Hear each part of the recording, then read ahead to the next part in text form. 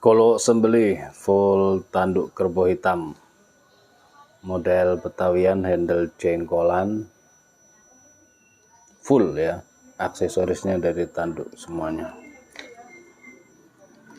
Materialnya baja Willys Gen 2, finishingnya mirror polish semirror kaca.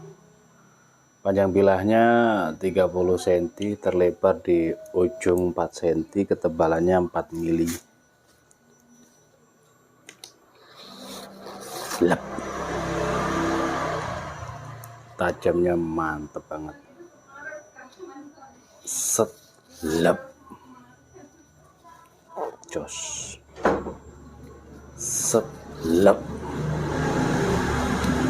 Semirror kaca.